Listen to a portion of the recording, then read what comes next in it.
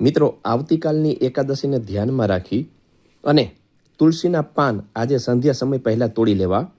એકાદશીના દિવસે તુલસી પત્રના ઉપયોગ વિના ભગવાન શ્રી હરિ વિષ્ણુની પૂજા તથા ધરેલો પ્રસાદ શાસ્ત્ર પ્રમાણે ભગવાન ગ્રહણ કરતા નથી.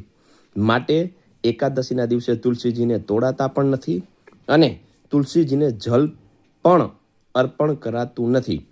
માટે જે હરિભક્તો એકાદશીનું વ્રત કરવા માગતા હોય અથવા એકાદશીના દિવસની ભગવાનની પૂજા કરવા માગતા હોય એ સર્વે હરિભક્તોએ આજે સંધ્યા સમય પહેલાં સૌ પ્રથમ તુલસીજીને જલ અર્પણ કરવું, તુલસીજીને નમન કરવા, તુલસીજીની પાસે ક્ષમા માગી અને તુલસી પત્ર તોડી લેવા અને કાલની શ્રી હરિ વિષ્ણુ ભગવાનની પૂજામાં એ તુલસી પત્ર અર્પણ કરવા. આશા રાખું છું આ માહિતી આપને પસંદ આવી હશે. જય શ્રી કૃષ્ણ. મહાદેવ હર.